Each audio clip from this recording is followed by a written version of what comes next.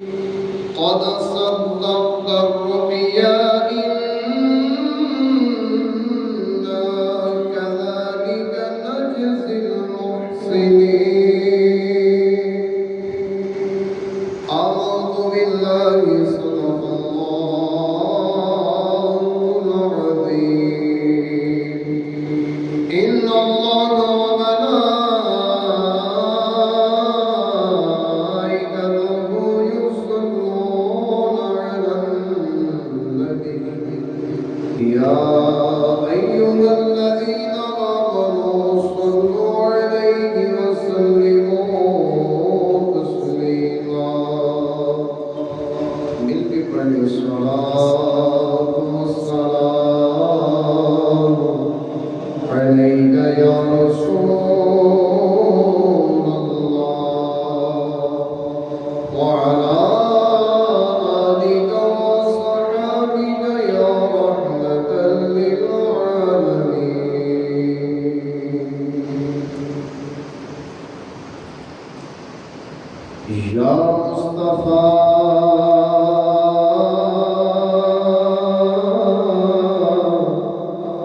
خیر الورى تیرے جیا کوئی نہیں کنوں کا تیرے جیا آقا تیرے جیا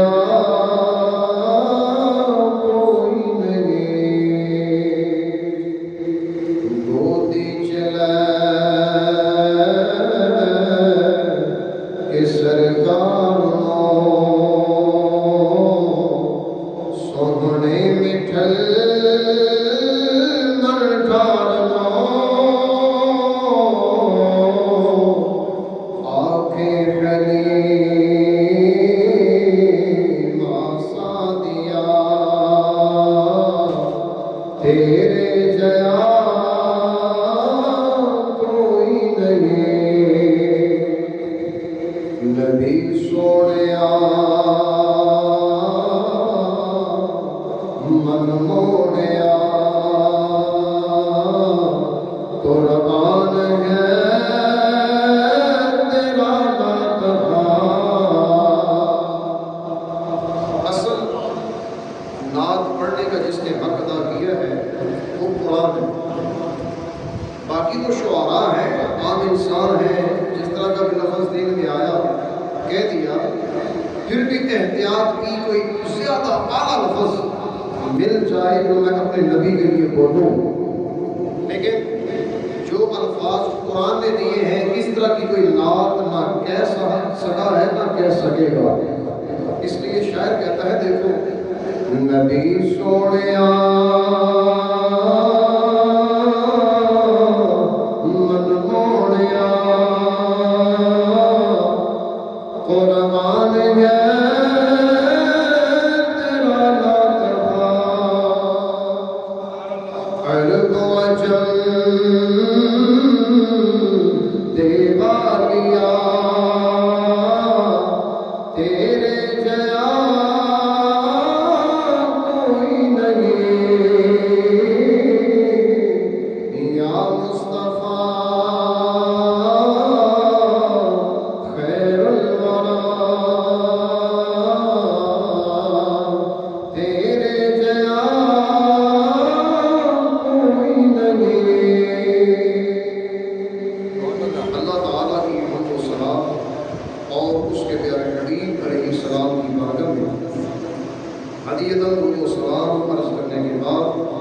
اللہ جل شانہ کی بارگاہ میں التجا ہے خالق کائنات ہم سب کا مل بیٹھنا اپنی بارگاہ میں قبول فرمائے قرآن مجید فرقان رشید اللہ تعالیٰ کی عظیم المرتبہ کتاب ہے اس میں ہر طرح کی رہنمائی اللہ پاک نے بیان کی ہے زبور ایسی کتاب تھی جس کے اندر صرف واضح و نصیحت مسائل نہیں تھے لیکن لوگ ان واضح و نصیحت کو بھی تسلیم نہ کر سکے، عمل نہ کر سکے، تو رات مسائل سے لبریز تھی، قوم نے قدر نہیں کی، عمل کرنے سے قاصر، جس کا دل بھی عمل کر لیا، جس کا دل بھی چھوڑ دیا۔ جب باری آئی قرآن کی، تو قرآن دیکھیں نبی پاک کے دور میں بھی یہی ہے۔ آج 1500 سال بھی کوئی قرآن ہے، قیامت تک بدلے گا نہیں، بلکہ قرآن کی وجہ سے کئی دنیا بدل جائے گی۔ قرآن خود نہیں بدلے گا، کئیوں کی زندگی بدل دے گا۔ شرط یہ ہے زندگی کو قرآن سے وابستہ کیا جائے۔ پھر دیکھو گناہگار ہے، گناہوں سے توبہ کرنے پہ مجبور ہو جائے گا۔ زندگی گزارنی ہے تو قرآن سے تلاش کرو زندگی کیسی ہونی چاہیے، اور اگر انسان نے زندگی کے اندر کوئی ذمہ داری نبھانی ہے، قرآن سے پوچھو ذمہ داریاں نبھائی کیسے جاتی ہیں، اور اگر موت بھی آئے تو قرآن سے پوچھو موت کیسی آنی چاہیے۔ تو بہرحال ہر خوشی کا موقع، ہر غمی کا موقع، زندگی گزارنے کا ایک پورا اصول اللہ پاک نے قرآن میں جگہ جگہ رکھا ہے۔ جب حضرت آدم علیہ السلام زمین پر تشریف لائے تو اللہ تبارک و تعالی نے حضرت آدم علیہ السلام کی ذریعے سے کتنی ساری اولاد کو پیدا کیا، حتیٰ کہ جب حضرت آدم علیہ السلام کا وصال ہوا تو آپ کی اولاد اس وقت کل 40,000 تھی۔ کتنی اولاد تھی؟ 40,000۔ 40 فقط آپ کے بیٹے تھے، اور بیٹوں کے آگے بیٹے، ان کے آگے بیٹے، یوں کر کے دیکھا جائے تو کل تعداد جو اس وقت انسانوں کی تھی 40,000۔ کتنے؟ 40,000۔ تو دیکھیں ان میں اچھے بھی تھے اور برے بھی تھے۔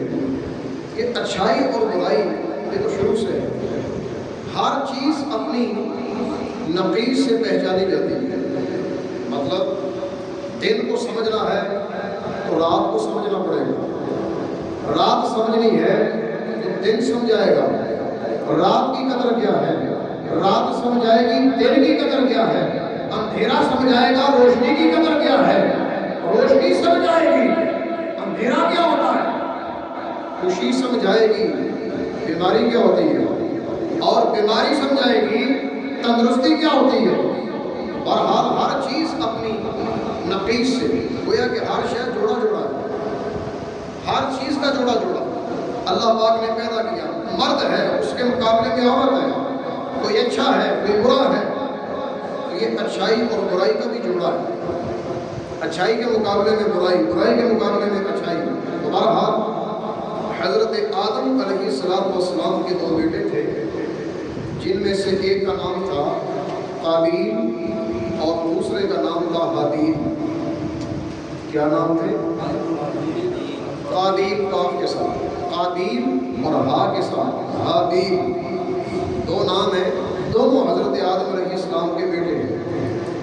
حضرت آدم علیہ السلام نے اصول یہ بنایا تھا، رات کے وقت جو جوڑا پیدا ہو، مرد اور عورت، ان دونوں کا نکاح جو صبح پیدا ہو اس کے ساتھ ہوگا، اور جو صبح پیدا ہو ان کا نکاح رات والے جوڑے کے ساتھ کیا جائے گا۔ قابیل، اس کے ساتھ ایک عورت پیدا ہوئی جس کا نام ہے اکلیمہ، قابیل کے ساتھ پیدا ہوئی اکلیمہ، اور اکلیمہ عورت بڑی خوبصورت تھی، اور حابیل کے ساتھ پیدا ہوئی لیوزا، اور لیوزا ذرا کم خوبصورت تھی۔ اب اصول تو یہی ہے، قابیل کی شادی ہونی چاہیے لیوزا کے ساتھ، اور حابیل کی شادی ہونی چاہیے اکلیمہ کے ساتھ، کیونکہ رات والے کی دن کے ساتھ، دن والے کی رات کے ساتھ، یہی اصول تھا اس وقت۔ چونکہ انسانیت کی ابتدا تھی، بھائی بہن کا نکاح جائز، حضرت نوح علیہ السلام تک، اس کے بعد حرام ہوا کہ بھائی بہن کا آپس میں نکاح نہیں ہو سکتا۔ اب قیامت تک حرام ہی رہے گا، کوئی بہن بھائی کے ساتھ نکاح نہیں کر سکتی، لیکن دور آدم علیہ السلام کے اندر یہ جائز تھا۔ اب جائز کیا ہوا؟ اصول یہ تھا کہ رات والا دن کے ساتھ، دن والا رات کے ساتھ نکاح کرے۔ جو قابیل تھا اس کے نفس کے اندر یہ بات آئی، کہنے لگا جی میں تو شادی کروں گا جو میرے ساتھ پیدا ہوئی، یعنی اقلیمہ، اس کے ساتھ ہی شادی کروں گا۔ حالانکہ اصول توڑنے کا دل میں بات آئی۔ حضرت آدم علیہ السلام فرمانے لگے نانا، اصول کی بات کریں، اصول یہ ہے کہ جو رات پیدا ہوا ہے دن والے کے ساتھ نکاح ہونا چاہیے۔ آپ کا نکاح بنتا ہے لیوزا کے ساتھ، اقلیمہ کے ساتھ نہیں بنتا۔ کہنے لگا جی یہ تو آپ اپنی طرف سے کہہ رہے ہیں، اللہ پاک نے تو اس کا ذکر نہیں کیا، یہ تو آپ اپنی طرف سے کہہ رہے ہیں۔ حالانکہ کیسی بے وقوفی ہے، آگے اللہ کے نبی ہیں اور نبی کوئی اپنی طرف سے کہہ سکتا ہے؟ نبی کی تو جو بات ہوتی ہے وہ رب کی ہی بات ہوتی ہے۔ نبی اپنے نفس سے کوئی بات کہتا ہی نہیں، جو اللہ کا آرڈر ہوتا ہے وہی مسئلہ بیان کیا جاتا ہے۔ تو بہرحال نفس انسان کے اندر ایک ایسی چیز ہے جس کی وجہ سے بندہ ہلاک ہو جاتا ہے۔ بہرحال اس کے نفس نے ابھارا اور آگے سے یہ بات کی کہ یہ تو آپ نے اپنی طرف سے کہا، اللہ نے تو نہیں کہا۔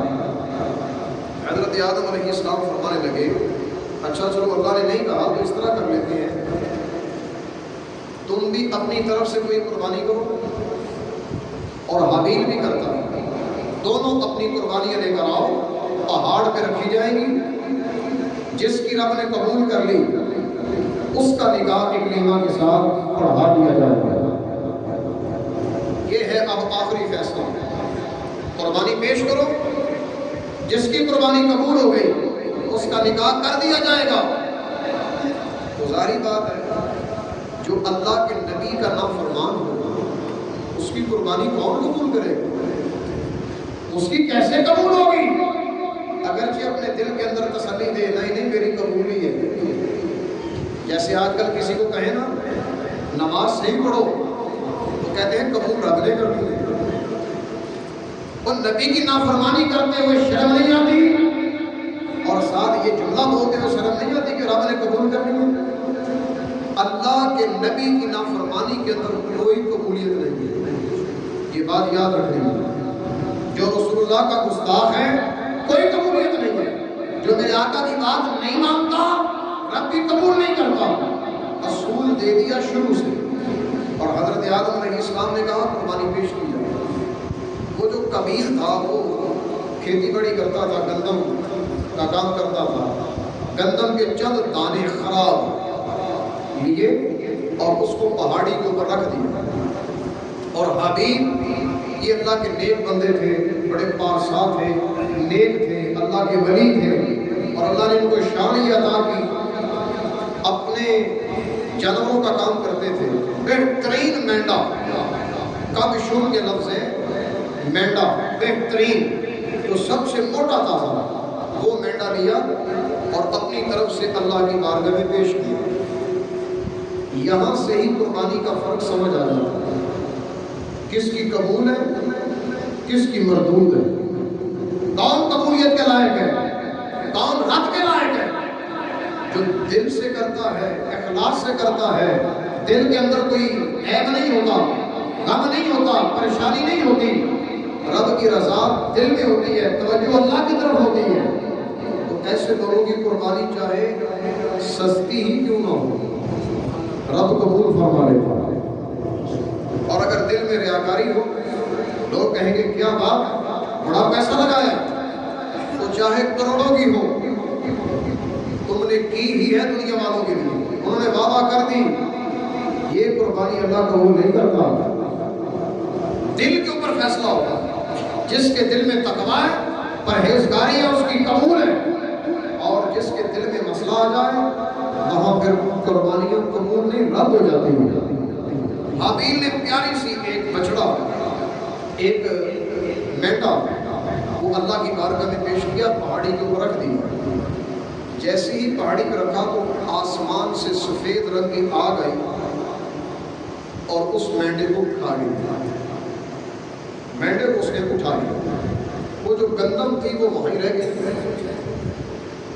اور ہونا تو یہ چاہیے جو صدقہ دیا جائے اگر قبول ہو جائے تو ٹھیک ہے، نہ قبول ہو تو اٹھایا جائے، کسی غریب کو دیا جائے، لیکن وہاں سے اٹھایا نہیں گیا، دانے اتری پڑے رہے، پرندے آئے کھانا شروع کر دیا، چرند پرند کھا گئے۔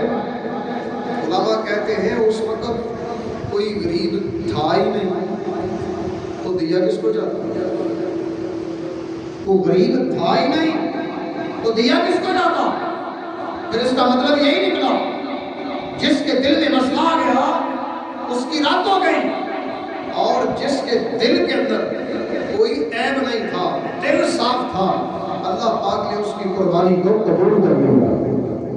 اور جیسے قبول ہوئی تو قابیل کے دل میں اور بغض آ گیا۔ پہلے کہتا ہے جی نکاح میں مسئلہ ہے، اب قربانی میں بھی مسئلہ ہو گیا، لہٰذا یہ سارے مسئلے تیری وجہ سے ہیں، میں تجھے چھوڑوں گا نہیں، قتل کروں گا۔ حضرت آدم علیہ السلام نے فرمایا یہ گناہ ہے، یہ ایسا نہ کیا جائے۔ لیکن آدم علیہ السلام اس وقت جب یہ سارے کے آپس میں طے ہو رہا تھا قتل کا ارادہ، آپ گئے ہوئے تھے بیت اللہ کا طواف کرنے کے لیے، اور پیچھے سے یہ سارا معاملہ طے ہوا، آپس میں یہ بات طے ہو گئی کہ قابیل حابیل کو قتل کرے گا۔ اور قرآن میں رب کہتا ہے کہ حابیل نے قابیل سے کہا کہ تم مجھے کیوں قتل کرو گے؟ کہنے لگا اس لیے میری قربانی قبول نہیں ہوئی، تیری قربانی اللہ نے قبول کر لی ہے، یہی وجہ ہے۔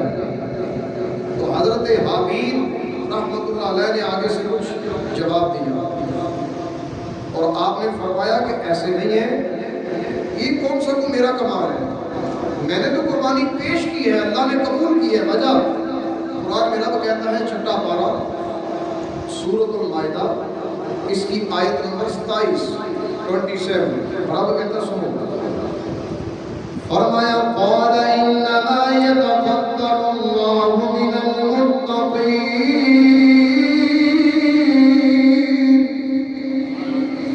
حضرت حابیل رحمۃ اللہ علیہ کہنے لگے کہ اللہ کہتا ہے انما یتقبل اللہ من المتقین، کہ اللہ قربانی اس بندے کی قبول کرتا ہے جس کے دل میں رب کا خوف ہوتا ہے۔ قربانیاں ہیں نہیں قبول ہو جاتی، متقین تقویٰ پرہیزگاری سے قربانیاں قبول ہوتی ہیں۔ اور یہ اصول سب سے پہلا اصول ہے قربانی کا کہ جب خریدنے جاؤ یا دل میں ارادہ ہو تو نیت یہ ہونی چاہیے میں رب کی رضا کے لیے سارا کام کر رہا ہوں۔ ہمارے ہاں یہ ہوتا ہے قربانی کا جانور خریدنے کے لیے جاتے ہیں تو قربانی کی نیت تو ہے کہ چلو تقویٰ ہے، دل میں خوف خدا بھی ہے، سب کچھ ہے، وہاں جا کے نماز نہیں پڑھی جاتی، نماز قضا، تو نماز کو قضا کرنا کون سا پرہیزگاری ہے؟ دل کو صاف کر لینا قربانی کے لیے یہ تو تقویٰ ہے، نماز کو قضا کر دینا یہ کون سا تقویٰ ہے؟ گویا کہ ایک کام کر کے دوسرا کام چھوڑ دینا یہ کون سی عقل مندی ہے؟ نماز تو پہلا فرض ہے رب کا، اس کو ادا کیا جائے، قربانی کا معاملہ تو بعد کا ہے جو واجب کے طور پر تیرے ذمہ میں آیا۔ نہ نماز قضا کی جائے نہ قربانی میں سستی کی جائے، سارے رب کے حکم پہ عمل کیا جائے، کیونکہ قربانی کو قربانی کہتے ہی اس لیے ہے اس کے ذریعے اللہ پاک بندے کو اپنا قرب عطا کر دیتا ہے، بندہ رب کا قریبی ہو جاتا ہے قربانی کے ذریعے۔ مزے والی بات یہاں سے یہ سمجھ آئی، پہلے اصول یہ تھا قربانی جب پیش کی جائے، صدقہ پیش کیا جائے تو آسمان سے آگ آتی تھی اس کو ختم کر دیتی تھی، نبی پاک کے آنے سے پہلے یہی اصول، پہلی امتوں میں یہی اصول، لیکن اب سرکار کی امت میں اصول یہ ہے قربانی بھی خود کی جائے، کسی پہاڑ پہ رکھنے کی ضرورت نہیں، گوشت بنایا جائے، غریبوں میں تقسیم کیا جائے، جب تم دل سے قربانی کر کے تقسیم کاری کر دو گے کیا بھی خود ہی، کھایا بھی خود ہی، استعمال بھی خود کیا۔ رب کہتا ہے تمہارے اس عمل پر مجھے اتنا پیار آتا ہے، تمہارے اس عمل کی برکت سے تمہیں میں کھانا بھی دیتا ہوں اور اس کا اجر و ثواب بھی عطا کرتا ہوں۔ کھانا بھی خود ہی ہے، ثواب بھی عطا کروں گا۔ تو مزے والی بات نہیں ہے، وہ جانور ہمارے پاس ہی ہے، کھانا بھی خود ہی ہے، بس کرنا یہ ہے کہ اللہ کے حکم پہ عمل کرنے کی نیت کرنی ہے۔ جیسے نیت کریں گے اللہ پاک اس کا ثواب عطا کرے گا۔ حضرت ابراہیم بہترین مثال موجود ہے۔ حضرت ابراہیم علیہ السلام رات کو خواب آیا، پیاری چیز قربان کی جائے، پیاری چیز، دل میں خیال آیا بیٹے سے بڑھ کر تو مجھے ابھی کسی سے بھی پیار نہیں، کیونکہ بیٹا مجھے ملا ہے بڑھاپے میں، عمر میری زیادہ ہو گئی ہے، بڑھاپے میں بیٹا ملا جس کا نام ہے حضرت اسماعیل۔ آپ کی عمر مبارک ہوئی 13 سال۔ کتنی؟ 13 سال۔ ایک قول کے مطابق 7 سال۔ کتنی؟ 7 سال۔ ذبح کے وقت یا تو آپ 7 سال کے تھے یا آپ 13 سال کے تھے۔ خود یوں کہیں کہ جوانی میں ابھی قدم بھی نہیں رکھا،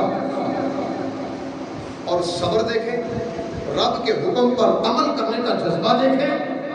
باپ جب اللہ کا خلیل ہو تو بیٹے کو اللہ پاک اتنا صبر عطا کر ہی دیتا ہے، اور جب دعا مانگنے کے اندر احتیاط ہو اللہ اولاد کے اندر اس دعا کا اثر پیدا کرتا ہے۔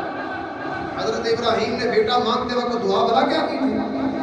یا اللہ مجھے بیٹا ایسا عطا کر جس کے اندر قوت برداشت ہو، حلم ہو، حلم والی صفت والا دے دے۔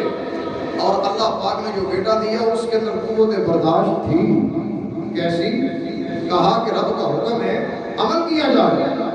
بیٹے سے مشورہ کیا، مشورہ پورا ہو گیا اور کچھ نصیحتیں کی باپ بیٹے نے، اور بیٹے نے نصیحت یہ کی کہ آنکھوں کو باندھ دیا جائے، آنکھوں کو بند کر دیا جائے اور میرے ہاتھ پاؤں وغیرہ باندھ دیے جائیں، اور آپ ایک پٹی اپنی آنکھوں پر بھی کر لینا تاکہ کہیں رحم نہ آ جائے۔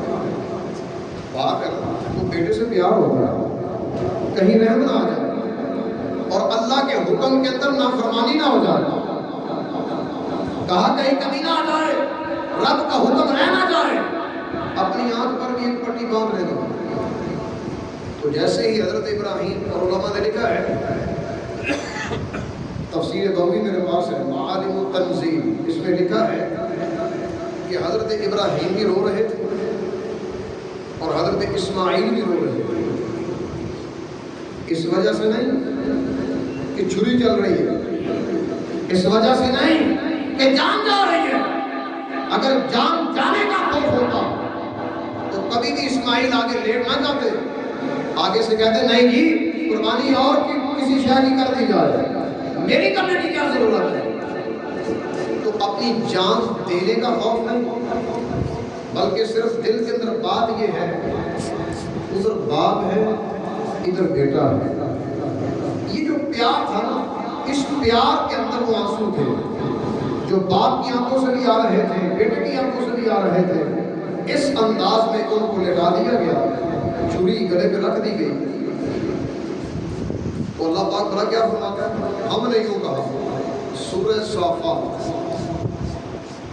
23واں پارہ 23واں پارہ سورہ صافات، اس کی آیت نمبر 104 سے آگے بیان ہو۔ اب جب لٹا دیا تو اللہ پاک فرماتے ہیں ہم نے یوں کہا، وَنَدَيْنَاهُ يَا إِبْرَاهِيمُ قَدْ صَدَّقْتَ الرُّؤْيَا إِنَّا كَذَلِكَ نَجْزِي الْمُحْسِنِينَ۔ فرمایا وَنَادَيْنَاهُ، ہم نے ندا دی، ہم نے پکارا، اے ابراہیم، ہم نے تو خواب دکھایا تھا، تو نے سچ کر دیا ہے۔ ہم نے خواب دکھایا تھا، وہ تو مسئلہ ہے خواب کی حد تک، اور تو کیسا پیارا خلیل ہے کہ تم نے تو خواب کو آج سچ کر دیا۔ فرمایا کذالک نجزی المحسنین، اللہ کا حکم ماننے والوں کو ہم جزا بھی پھر ایسے ہی عطا کرتے ہیں۔ جزا دیکھو، جزا کا بھی ذکر کیا. فرمایا ان ھذا لهو البلاء المبین وفدیناہ بذبح عظیم. فرمایا واقعی بڑا اوکھا کام ہے. ھذا لهو البلاء المبین، واضح آزمائش ہے. باپ کے ہاتھ میں چھری ہو، بیٹا نیچے لیٹا ہو، گلے کے اوپر چھری رکھی ہو، بڑا مشکل ویلا ہے. لیکن اللہ کا حکم یہ ہے تو پھر یہ کام کر دیا. آگے کی حکمت ربی جانتا ہے. اس میں حکمت کیا ہے؟ تو ادھر سے چھری چلتی نہیں، ادھر سے آپ چھری پھیرتے ہیں، چلتی نہیں. جب چھری چلی نہیں تو آپ نے اس چھری کو پتھر پر زور سے مارا. قریب ایک پتھر تھا، پتھر پہ زور سے مارا تو جیسے پتھر کے مارا پتھر ریزا ریزا ہو گیا. اتنی تیز تھی اور اتنا جلال تھا حضرت خلیل کے اندر. آپ کے مبارک ہاتھ میں چھری پتھر پہ لگی تو پتھر ریزا ریزا، گلے پہ رکھتے ہیں تو چلتی نہیں. کمال کی بات ہے، جس کو کٹنا چاہیے وہ کٹتا نہیں، اور جس کو نہیں کٹنا چاہیے وہ کٹ جاتا ہے. انداز بڑا عجیب ہے. یہی وجہ ہے فرمایا واقعی یہ بڑا مشکل کا معاملہ ہے، لیکن تم نے خواب کو سچ کر دیا. سنو، اس کا انعام ہم دیتے ہیں.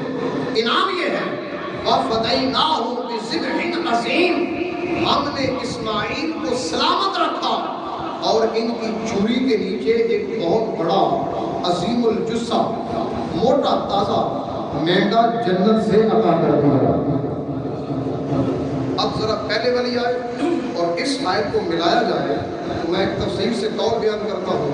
سعید بن جبیر رضی اللہ تعالیٰ عنہ آپ فرماتے ہیں ذرا سوچو، وہ مینڈا جو حضرت حابیل نے آدم علیہ السلام کے بیٹے نے اللہ کی بارگاہ میں پیش کیا، آگ اس کو اٹھا کے لے گئی. کیا آگ کھا گئی؟ آگ نہیں کھاتی. فرمایا اس کو اٹھا کر جنت میں بھیج دیا گیا، اس کو اپنے پاس محفوظ رکھ لیا گیا کہ بعد میں ایک ایسا وقت آئے گا حضرت اسماعیل کو لٹایا جائے گا، ان کی جگہ پر یہی مینڈا کام آئے گا.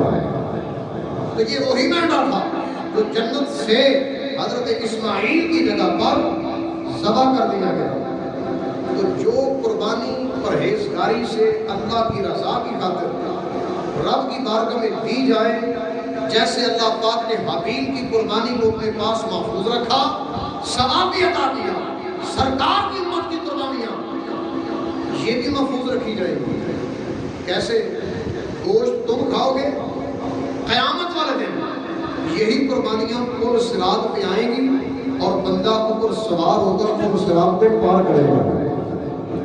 قربانی بھی محفوظ ہو گئی اور اس کا جو اجر و ثواب جنت ملے گی. وہ اللہ کی طرف سے ایک عطیہ ہوگا، ایک انعام ہوگا. اب میرے آقا علیہ السلام یہ قربانی کتنے پیار سے کرتے تھے. ابو داؤد میرے سامنے ہے، اس کے اندر حدیث لکھی ہے نبی پاک علیہ السلام کی پیاری زوجہ اما عائشہ صدیقہ آپ کہتی ہیں کہ میرے آقا نے ایک مینڈا لیا، اس کو پتھر پہ لٹایا اور کہنے لگی عائشہ اس کو سیدھا کرو. پتھر کے بالکل قریب سیدھا کیا. آقا نے اس کے گلے کو پکڑ کر اوپر سے چھری کے ساتھ ذبح کرتے وقت جو لفظ بولا، سننا سرکار کے امت ہی بیٹھے ہیں، لفظ جو بولا وہ دیکھیں. کہنے لگے اللہم تقبل من محمد وآل محمد ومن امت محمد. تین لفظ ہیں. اے اللہ محمد صلی اللہ علیہ وسلم کی طرف سے یہ قربانی قبول کر، اور آل مصطفیٰ کی طرف سے یہ قربانی قبول کر، اور پھر کہا میرے اس امتی کی طرف سے قبول کر جو نہیں کر سکتا. قربانی کرتے وقت بھی امت کا کتنا خیال ہے. اس کا ثواب اس کو بھی دے دے جو نہیں کر سکتا، امید رکھتا ہے کر نہیں سکتا، جیب اجازت نہیں دیتی. تو اس کا مطلب یہ نہیں ہے جو امیر ہے وہ 100 قربانیاں کرے اور ساری خود ہی رکھ لے. قربانی تو ایک ہی واجب ہوتی ہے، 100 تو واجب نہیں ہوتی. ایک بندے پر ایک ہی واجب ہے، 2 بندوں پر 2 ہی واجب ہو سکتی ہیں، 100 واجب نہیں ہوتی. اگلا کام کرنا یہ ہے ہمت والا، ان 100 میں سے ایک قربانی کسی غریب کو دی جائے، پورا جانور غریب کو دیا جائے. عید سے چند دن پہلے دیا جائے، تاکہ ان کے گھر والے، ان کے بچے وہ بھی دل میں امید رکھیں کہ ہم بھی اس حکم پہ عمل کر سکتے ہیں۔ یقین مانیں اتنا اپنی قربانی کا مزہ نہیں آئے گا جتنا یہ تحفہ دینے کا مزہ آئے گا، کیونکہ اپنے مال کا اتنا مزہ نہیں آتا جتنا اس مال کا آتا ہے جو اللہ کی بارگاہ میں صدقہ دے دیا جاتا ہے۔ پھر عید والے دن جو مال آپ نے کھایا، کھا کے ضائع ہو گیا، اس کا اتنا مزہ نہیں آئے گا جتنا کسی بھوکے کو کھلانے سے مزہ آئے گا۔ تو پھر کم از کم اتنا دے دو جس کے ذریعے صبح و شام کا اگلے کا سالن بن جائے، کھانا بن جائے، خالی صرف نام یا واہ نہ کمائی جائے، اپنے رب کی رضا دل میں رکھی جائے۔ اللہ پاک ہم سب کو اپنے احکامات پر عمل کی توفیق عطا فرمائے۔ وآخر دعوانا